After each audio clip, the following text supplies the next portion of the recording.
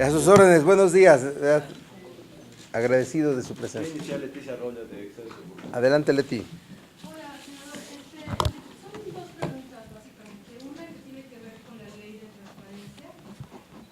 Sé que esta tarde tienen una reunión con el Instituto Federal de Acceso a la Información, pero quiero saber si de los 20 temas que están en este momento grabando la discusión, desde la perspectiva del PRD, alguno de ellos tiene posibilidad de flexibilización en alguno de estos puntos. Y la otra pregunta que le quiero hacer es, en el reporte que recientemente desarrolló la Secretaría de Hacienda en materia de finanzas públicas, se advierte que hay un crecimiento del 7.5% en el pago de las pensiones y jubilaciones. Aquí en el Senado piden guardar las comisiones algunas iniciativas en materia de pensiones y jubilaciones para evitar un colapso en el pago de estas a nivel federal. Quiero preguntarle si en el Senado hay alguna posibilidad de rescatar estas posiciones, estos dictámenes, para poder atender este tema en particular, dado que en los últimos 8 años creció 103% el pago de estas pensiones y jubilaciones federales. Gracias, Leti. A ver, efectivamente el día de hoy tendremos en la presidencia de la mesa directiva del Senado una reunión con los grupos parlamentarios, es decir, los representantes de los grupos parlamentarios para el tema de transparencia, el IFAI como nuestro invitado, el Ejecutivo a través del consejero jurídico y su servidor. El propósito es acercar las posiciones, el propósito es encontrar la salida para poder ya empezar la dictaminación de las dos iniciativas de ley sobre ley general y ley federal de transparencia. Diría yo que ante la serie de reuniones que se llevaron a cabo y el estancamiento en los 20 temas, es por lo cual la presidencia de la mesa directiva decidió asumir ese reto, esa circunstancia política para resolverlo. No estará el coordinador Gamboa porque sale de viaje, pero estarán gentes de su partido con instrucciones para acordar. Vamos a ir revisando cada uno de los puntos, y yo espero que avancemos. No soy tan ingenuo como para pensar que el día de hoy lo resolvemos, ¿sí? Porque tendrán que ir a tomar consulta, sobre todo las gentes de gobierno y las gentes de los grupos parlamentarios. Pero lo que sí te puedo decir es que en todos los puntos pendientes, ninguno de ellos será de aquel que signifique un retroceso al propósito de la reforma constitucional. Eso es inadmisible para los senadores de la República. Sí, mira, lo de pensiones es un tema que desborda las posibilidades de resolverlo, ¿sí? ¿A dónde están todos los dineros que los trabajadores del país han estado guardando sobre sus pensiones y jubilaciones? ¿Están a buen resguardo? ¿Están bien invertidos? La forma de mover muchas acciones de políticas públicas en materia económica han sido a través de tomar parte de estos fondos. Y es un tema más que de resolver iniciativas pendientes que hay en ambas cámaras, es de sentarse de manera real los órganos del Estado, gobierno federal, Congreso, para que podamos tener una ruta que no sea la estrictamente legislativa. O sea, primero el informe de dónde están todas las reservas, todos los ahorros, en dónde están invertidos, en manos de quién están, forman parte de qué capitales, de qué inversiones. Es un asunto muy complicado que en este momento no tendría el Estado mexicano capacidad de poder entregarlo a sus dueños, que son los ahorradores. Entonces, es de los temas pendientes siempre, pendientes, que buen énfasis estás haciendo para que los tomemos en cuenta, porque te digo con franqueza, no forman parte de las prioridades de ningún grupo parlamentario, lamentablemente, ¿verdad que sí? Y en ese caso, pues el énfasis lo tomo para plantearlo como de los asuntos a resolver, vuelvo a repetirte, no como un asunto estrictamente legislativo, es como un asunto para definir el estado que guardan esos fondos y poder provocar las reformas legales que tengan que ver con asegurar su destino y el cumplimiento de su propósito. Gracias, Leti. Le pediría a Federico Campbell, de Canal 11. Hola. Sí, senador, las recomendaciones del Comité de la ONU del viernes son estrictamente al Estado mexicano, pero también al legislativo, y les urge ya legislar en la Ley General de Desaparición Forzada, en lo de evitar que soldados y tribunales militares decidan sobre juicios a militares. Y bueno, una respuesta un poco ácida de la Cancillería la tarde del jueves a la ONU, la tarde del viernes. ¿Su posición sobre eso?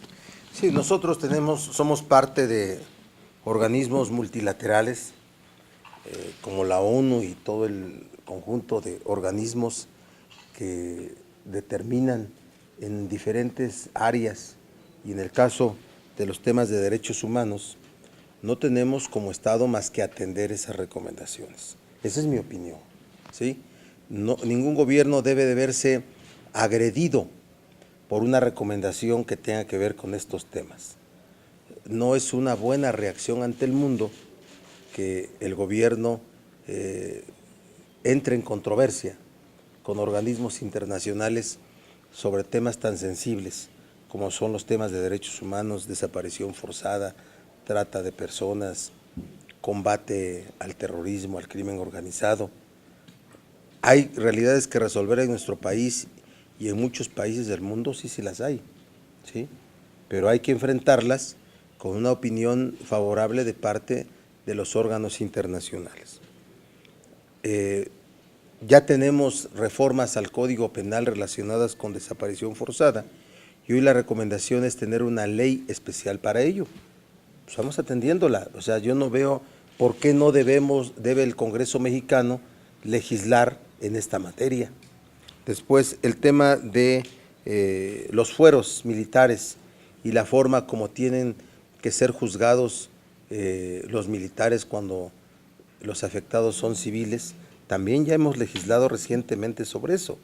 Ahí sí yo veo a la ONU que está haciendo una recomendación que creo yo no atendió el contenido de las reformas que recientemente aprobamos, porque los militares que cometen algún delito en agravio de civiles, por ese solo hecho son juzgados por tribunales civiles, no se acogen al fuero militar, porque esa parte del fuero ya fue resuelta. Fue un tema que nos resultó por lo menos 2 años estarlo atendiendo y finalmente lo resolvimos. Así es que me quedo yo con la recomendación de que hubiere una ley especial en materia de desaparición forzada, porque es una realidad que se enfrenta, ¿verdad? La desaparición forzada es un delito cometido por servidores públicos, ¿sí? Por policías o fuerzas del orden del Estado. Así que hay que atenderlo como una ley especial y creo que es el propósito. Lo otro, las reformas que hicimos son suficientes para poder juzgar a militares en tribunales civiles cuando los afectados son civiles. Le pediría a Miriam Castillo si me puede hacer su pregunta, por favor. Miriam. Hola, buenas tardes. Senador, yo preguntarle en torno a la vida interna del partido, con respecto a la designación ya de candidaturas, se dice que los perfiles no necesariamente son idóneos si no se cumple cierta cuota dentro del partido, que hay una corriente que acaparó algunas de las candidaturas. Quisiera saber su opinión acerca de esto y del proceso interno que sigue el partido. Bueno, el proceso interno que sigue el partido está ajustado a su norma interna. Habrá impugnaciones que tendrán que atender los órganos jurisdiccionales de orden público, tanto las salas regionales del TRIFE como en su momento la sala superior, para analizar la legalidad en los procedimientos. El tema de las mayorías en el partido pues es evidente, las corrientes nacionales priorizaron a sus precandidatos para ser votados en el Consejo Nacional de acuerdo a su representación, ¿sí? Lo que sí yo observo es que la oportunidad de que el PRD presentara en sus listas candidatos destacados frente a la opinión social se perdió. Eso sí es de destacarse. O sea, yo no observo que hubiera sido de otra forma. ¿Le costará caro al partido? Bueno, yo creo que apenas veremos cómo se desenvuelven las campañas, pero veo que en este momento la designación de candidatos hubiera sido aquella que estuviera orientada a los más altos perfiles ciudadanos para que nuestro partido tuviera una atracción en cuanto a opinión pública se refiere. En este caso sería la de Marcelo y René Bejarano, que no quedaron como plurinominales. ¿Tú? ¿Y después tú? Eso.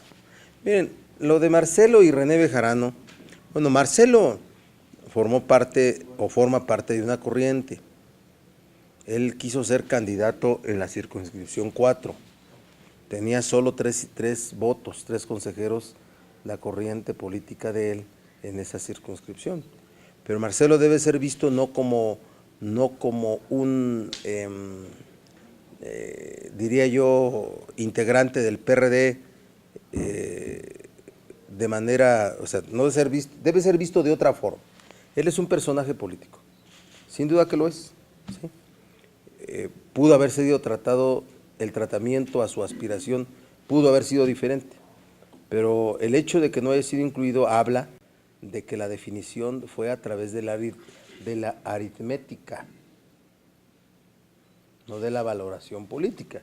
Y conste que yo perfectamente tengo claro que el momento político que vive Marcelo no es el mejor, es muy complicado, ¿sí? Pero que se diga que tiene que ver las definiciones con valoraciones.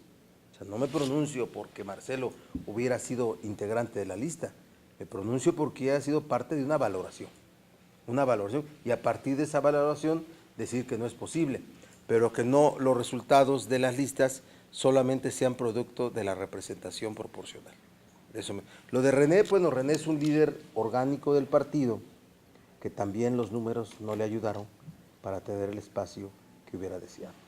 Igual pensaría de la posibilidad que se hubiera valorado su postura o su posición. Toda designación debe ser valorada. Yo por lo que me pronuncio es porque debe haber candidatos de los más altos perfiles ciudadanos para que tengamos un rostro diferente para este proceso electoral. Por eso me pronuncio, ¿sí? Más allá de René, que es mi amigo, de Marcelo, que es mi amigo, más allá de eso. De ellos me refiero a que no pueden ser objeto de veto. Si se dice que no son, por esa razón, pues que se valore y que se determine, pero no que sea solamente la aritmética, la representación proporcional la que defina esas cosas. Senador, entonces, ¿usted cree que no tiene el PRD candidatos que simpaticen con la ciudadanía en primera y segunda? ¿Cómo pronostica usted en estas elecciones si cabida o no el PRD ante toda esta crisis de los partidos políticos en la ciudad? A ver, yo me estoy refiriendo cuando hago estas reflexiones a los candidatos plurinominales, ¿eh? Los candidatos uninominales no tengo información y quedaron muchos pendientes. Apenas cuando llegue la lista completa al registro, vamos a conocer el conjunto de las candidaturas y vamos a hacer una evaluación. Los que están compitiendo en el territorio son los uninominales, ¿sí? Pero también es un rostro la propuesta que se hace de plurinominales, ¿de acuerdo? Entonces yo me quedo pendiente para dar una opinión sobre los perfiles de los uninominales. Ahorita me refiero a los plurinominales, ¿sí? Que no veo que haya nuevos rostros atractivos para la sociedad, ¿sí? En el caso de Sofío, ¿qué representa? Porque no lo pusieron y es casi como que un caso emblemático para el partido. ¿Cómo se presentaría? ¿Cuál sería su opinión al no ser elegido como candidato? ¿Qué sería de Guerrero o para Guerrero Guerrero? Bueno, Sofío es mi compañero de bancada, es mi amigo, lo respeto, no ha sido señalado por ningún hecho ilícito, Él no ha sido señalado por ningún hecho ilícito, por el cual se le esté investigando o determinando responsabilidad. El Consejo Estatal del partido en Guerrero fue quien hizo esa definición de la compañera Beatriz Mójica Morga, es Morga, no Morgan, no me estoy equivocando. Y hay que jalar con Beatriz, o sea, hay que jalar, ya es el candidato, hay que jalar. Yo también seré un activo de la campaña de mi partido, de todos los candidatos. Me piden opinión política y yo la doy, porque ni modo que diga yo no voy a opinar sobre eso, pues no se valdría, ¿verdad? ¿Para qué entonces? Pero yo soy un activo del partido que tendré que apoyar a los candidatos que elija mi partido, pero todo está sujeto a la opinión y valoración de la sociedad, eso sí. Y nuestra última pregunta, Alejandro Pacheco de SDP Noticias. Gracias, senador. Bien, regreso un poco a la pregunta que hacía mi compañero de Canal 11. La ONU calificó como el panorama en México sobre desaparición forzada como generalizado en el país, ¿no? En este marco, a mí me gustaría saber qué opinión le merece pues, el hecho de que la ONU haya calificado así a México, ¿no? De manera tan contundente, eso por una parte. Por otra, están próximos a llegar también una comisión de la Comisión Interamericana de Derechos Humanos para evaluar el caso de Iguala y bueno, pues, la desaparición de los normalistas. En este marco también, ¿qué opinión le merecería esta visita? Si es que el Senado abrir las puertas o no a esta comisión designada por la Comisión Interamericana, que ya ha sido nombrada y que va a empezar a trabajar en marzo. Y por último, preguntarle sobre Oaxaca y este caso de los policías que se han amotinado y que, bueno, pues ha llegado el ejército, ha llegado la Policía Federal a tratar de retener sus armas, ¿no? Saber qué opinión le merece al Senado este conflicto por el que atraviesa Oaxaca.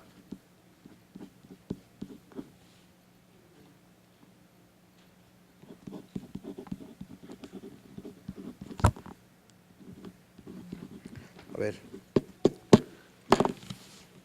hablar de que la desaparición forzada en México es una regla general y extendida, creo que tampoco es correcto. Ni debemos de aceptar nosotros ese tipo de referencias porque no somos un estado de la barbarie. ¿Sí? Encontramos que hay una realidad que resolver inmediatamente, no de mediano plazo, sino de plazo inmediato, para que nuestras policías se ajusten o la estrategia policíaca de las fuerzas que están armadas, que están involucradas en la seguridad pública, se ajusten a la ley y al respeto de derechos humanos, es por lo que tenemos que pugnar, porque vemos hechos atroces, pues el tema de Iguala fue desastroso, fue de barbarie, fue diabólico, ¿sí?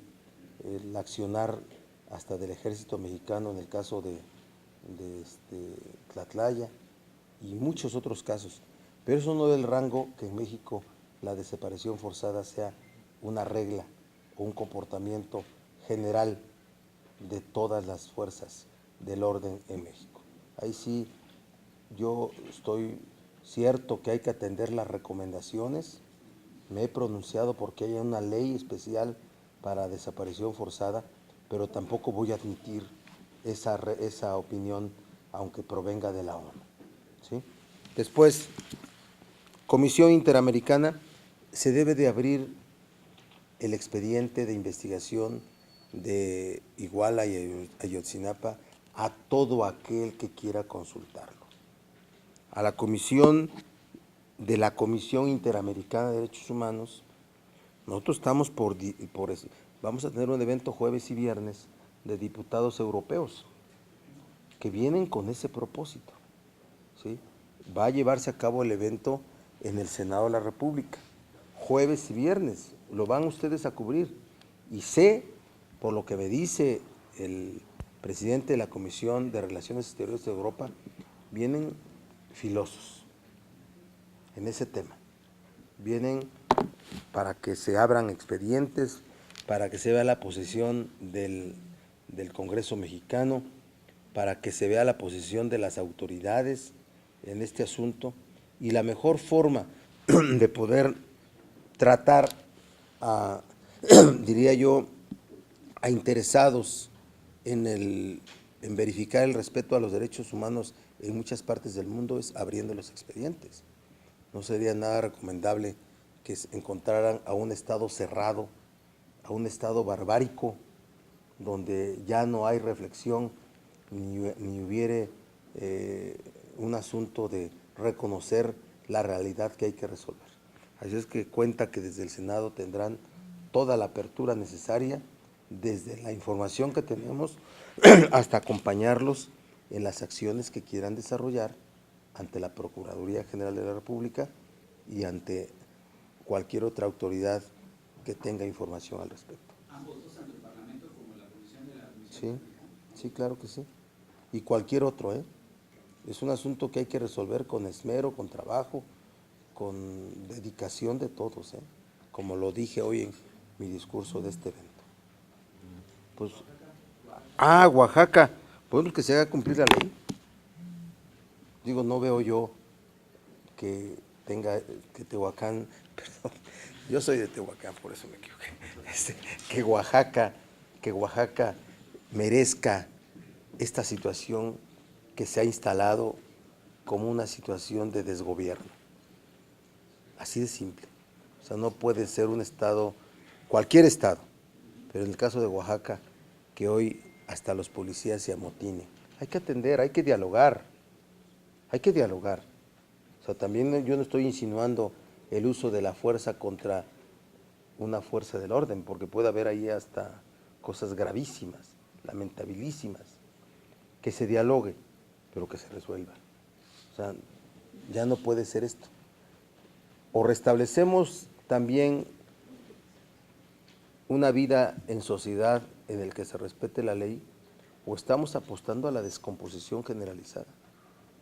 Y en ese caso, ¿para qué servirían las autoridades en los diferentes órdenes de gobierno? Esto implicaría también llamado al diálogo en Guerrero, ¿no? Porque también en Guerrero los policías han dicho que vamos a tratar de reivindicar nuestros derechos porque no tenemos prestaciones. Entonces el caso se extiende a Oaxaca y ahora a Guerrero. A todo el país, ¿no? Y hoy con la iniciativa del presidente Peña sobre policías únicas, que resolveremos nosotros en un plazo mayor del 15 de marzo, según el acuerdo que hemos tenido en Junta de Coordinación Política, tenemos que asumir cuál es la mejor vía para la nueva estrategia a favor para combatir la inseguridad. Si policía única o mando único, o una combinación de las dos. No vemos también borradas a todas las policías municipales a tabla rasa, considerando el mismo trato a municipios pequeños que a grandes metrópolis, donde hay una policía que funciona, que hay que corregir sin duda, pero todo eso lo vamos a resolver al 15 de marzo. Amiga, esto nos quiere hacer una última pregunta. Sí. También porque son 3.000 armas que tienen atrincheradas estos uniformados. Nada más tienen esa pregunta. Y la segunda, hace unos minutos el expresidente de Colombia, Álvaro Uribe, pedía que el gobierno mexicano se pronunciara ante la situación económica y política que hoy vive Venezuela. Yo quisiera saber su posición al respecto. Y bueno, también pide que algunos presidentes acudan y den también para que pues esta situación económica y de falta de alimentos a la comunidad, a la sociedad colombiana. ¿Cuál será su opinión?